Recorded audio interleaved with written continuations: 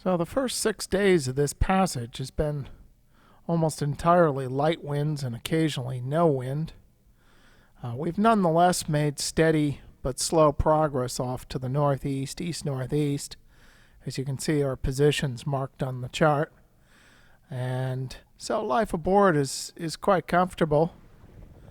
However, the progress is slow, and we don't have unlimited resources on board, so we try to keep moving along as best we can.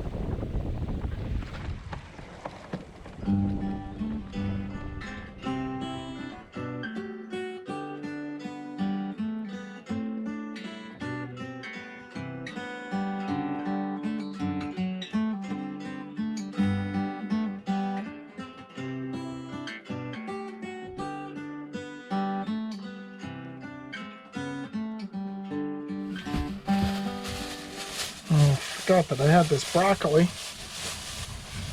Well, it's going a little bit, but it's still all right. Plenty of nutrition in that.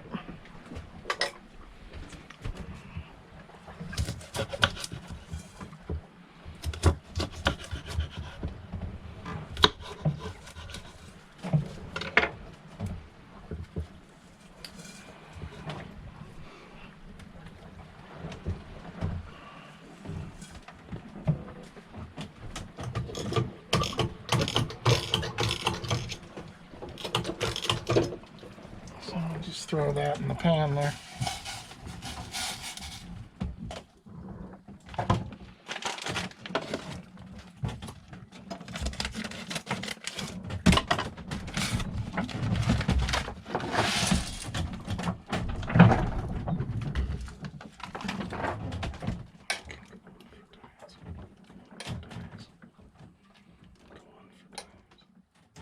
Winds 5 to 15 knots, becoming northeast 10 to 20 knots.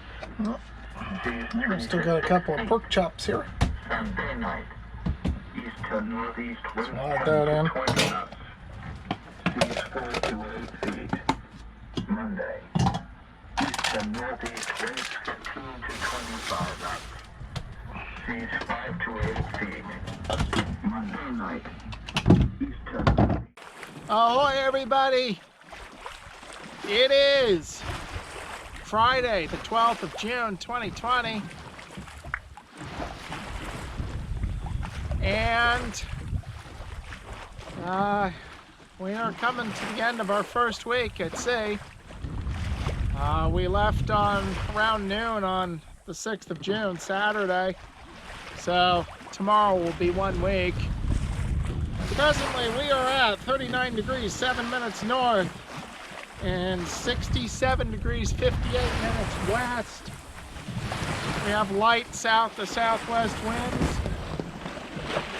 And this is what we've pretty much had for the past 3 days. Actually, we had some decent wind last night, got up around 10, 12 knots. So yesterday's run was just exactly 100 miles. Which unfortunately is the best we've done so far, because we just have not had a lot of wind. And sailboats don't go when there's no wind. So I'm not even going to look at the big number. It's still a hell of a long way. But because of the pleasant conditions, at least I can practice my music, and I also just finished editing a video. So I'm able to get things done in the office. Yeah, I skipped yesterday's vlog entry just because it's really not much different than today nor the day before. The weather forecast, however, is for winds to come northerly and then easterly over the next couple of days, not being very strong, but that means headwinds, so that's not good. But hopefully if they come north we can head east, and if they come east we can head north, and just play the shifts and hopefully continue to make progress. So not much else to say. And I think tomorrow I'm going to allow myself to have a bath because I'm really getting pretty grubby here, but you know, I don't want to use up too much fresh water this early on. So, so no bathing has been allowed, but I think after 1 week I'll allow myself a bath. And we keep moving along here. Otherwise, all's well. And we'll talk to y'all again later. Take care, everyone. Bye-bye.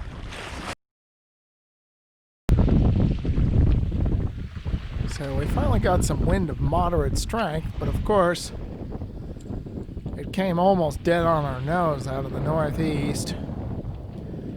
And that's when I discovered that the very aft end of the reefing cone, where the reefing lines go through, the very aft end of it was starting to work loose, and those are just fastened to the boom with long wood screws, and the boom is Douglas fir. It's a soft wood, so from the tension, it just the wood screws began to, the one wood screw at the very end started working out. So the solution I'm going to try is just putting a hose clamp over the whole thing, and you can see I just stuffed a leather in there and also a small wedge, and just tighten that up, and hopefully that'll hold the end of the reefing comb on.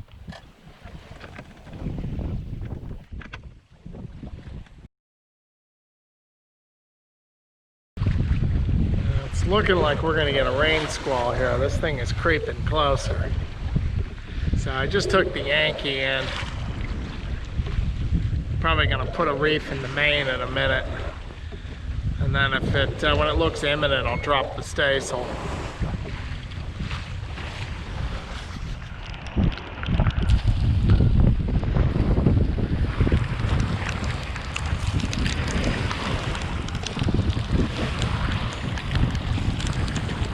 Don't want to waste any opportunities for collecting some fresh water.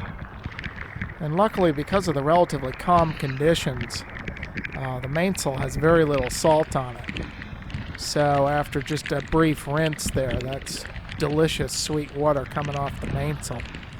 Because one of the problems with collecting water at sea off the boat is the boat gets so caked with salt that you just end up collecting more salt water.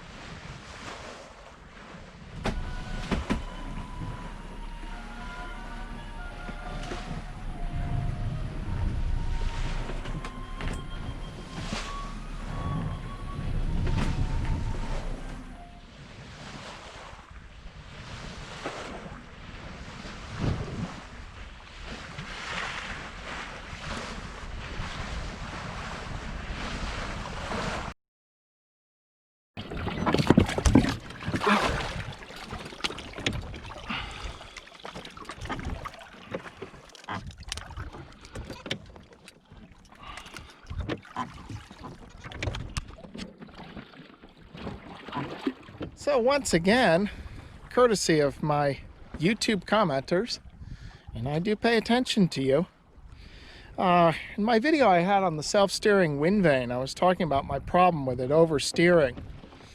And one of you had a link to another video. I think the guy was from Holland, and he was testing out his self-steering apparatus.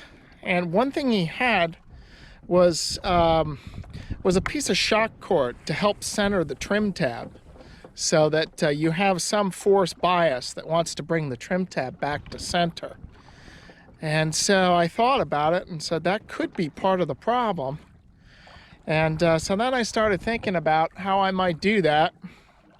And the way he had it arranged was just, there was really no easy way of doing it on this boat. But then when I thought about it and woke up somewhere around 3 in the morning, the idea came to me.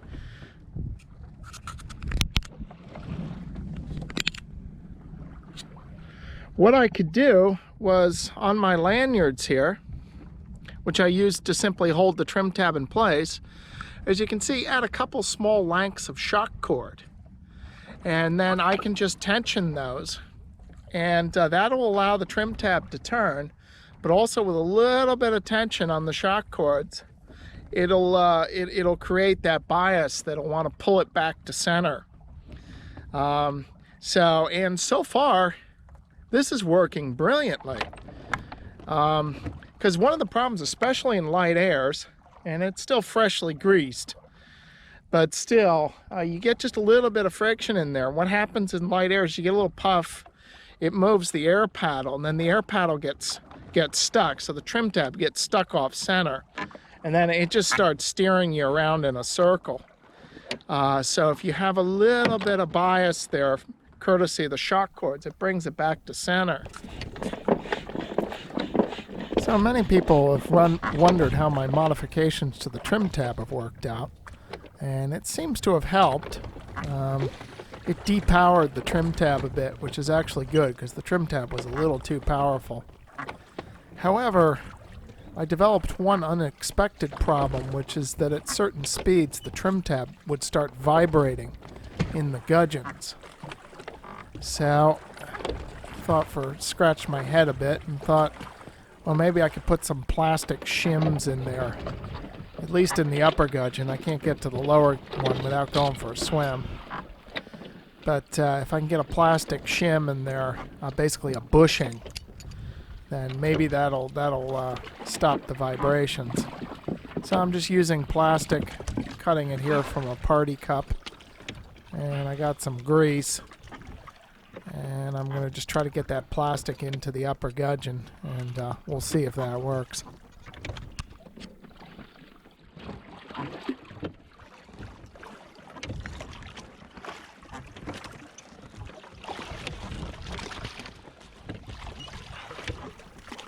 And this is why you want to try to get everything right while you're still in the harbor or the boatyard. Because as you can see, this is almost as flat as the ocean gets. And even now, doing a simple job like this is rather difficult. But I managed nonetheless.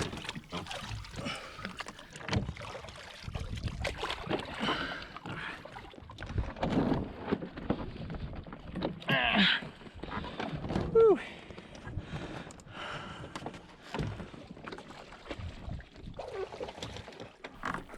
And now we just got to get the rubber ducky back up on deck, deflated and stowed. And sooner or later, those ocean winds are going to show up, and we want to have everything secured for when they do.